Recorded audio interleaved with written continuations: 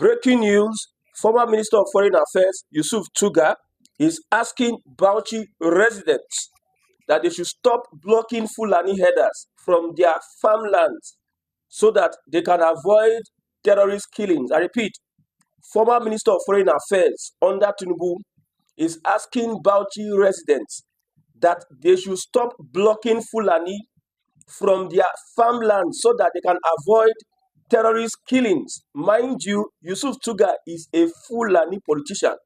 He's asking Bauchi indigenes that they should not stop Fulani from grazing on their farmlands, their crops. He's asking them to give Fulani an open road into their farmlands, except they want terrorist attacks. Let's move on. Let's look at the story. The immediate past Minister of Foreign Affairs and former Minister under Bola Tinubu administration, Yusuf Tuggar, has called on residents of Bauchi State to stop blocking Fulani herders from accessing grazing routes, linking land use disputes to rising insecurity in parts of the country. Tuggar made the remarks on Sunday during an interaction with journalists in Bauchi, where he spoke on the causes of banditry and other security challenges ahead of his governorship ambition in the state. He is a Fulani politician wanting to run for the role of governor in Bauchi State, and he is making this statement asking indigenes, residents of Bauchi State, allow Fulani to carry your cows into your farms so that the cows can destroy your crops. If you don't allow them, there will be terrorist attacks. That is somebody that was governor of Bauchi State. Let's move on. According to him, the situation has been worsened by the encroachment on designated grazing areas and the underutilization of farmlands, which he said has created economic hardship in rural communities. Tuggar maintained that when pastoralists, he's calling the Fulani herdsmen pastoralists, are denied access to grazing routes and agricultural lands are not effectively utilized, it increases frustration that can escalate into insecurity. So if you do not allow these pastoralists, that means the Fulani herdsmen, that can also be Fulani militia of Fulani terrorists, it can lead to frustration and can escalate into insecurity.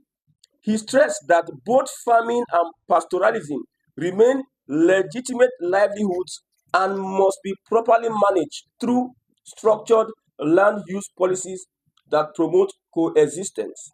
Buhari tried to activate the grazing routes. He tried to give them the forests. He tried, Buhari, a Fulani president, a politician that was president, Fulani. Every time a Fulani becomes powerful, anytime a Fulani occupies a certain position, he uses his position to bring in the Fulani into people's lands, into people's ancestral communities. That is why we have said that we must make sure that the Fulani does not have access to political power. If they have access to political power, they will use it to encroach on people's ancestral homes. Look at that. Look at how they have been able to colonize the Hausas, because the Hausas accepted them.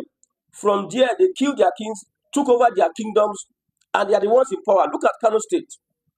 Top 5 persons in Kano are Fulani. Kano State is a Hausa state, but the Hausas are not in power. Most of the commissioners, most of the local government chairmen, they are Fulani. Fulani is a minority tribe. Hausa is majority tribe in Nigeria. In fact, in the whole of Nigeria, Hausa has the highest population. But because of the kind of manipulation the Fulani used in infiltrating them, this is Yusuf Tuggar that wants to become a governor of Bauchi State. He's telling the Bauchi residents that they should allow Fulani into their farms. We know the havoc that the Fulani has caused. These farmer-herder clashes, we know the people that are perpetrating this evil, these Fulanis. We have said it that a Fulani go to a particular place, purchase a land, purchase an area where you can feed your livestock. An Igbo man goes to Kano State, he buys a property that he uses for his business. Why is the Fulani now different? That's why I said, if you allow the Fulani hold political power, they will use it to oppress you, use it to destroy you. The Fulani has an agenda, and that agenda is to Islamize the country, use Sharia, eh, put everybody under their rule. They have done it with the Hausa. It worked. And they are extending it to the south. Look at Kwara State. Look at Yoruba communities. People are running away from their ancestral homes. This is an example of what the Fulani does. So he was foreign minister under Tinubu. He resigned and he's going to vie for governorship in Bauchi State. And look at what he's saying. That means if he becomes governor, he's going to allow the Fulani access into people's farmlands. The people have farmlands, they are using it for their own livelihood. I have a farm, I plant corn, I plant cassava, I plant maize for my own existence. The Fulani has his own cows. If he wants to feed his cows, he knows what to do than carrying your cows into my cassava farms and pull my cassava and feed your cow. So what sense is Yusuf Tuggar making? So the Nigerian government will now be catering for the Fulani. Every other person does business. They purchase the land, they rent facility, whatever.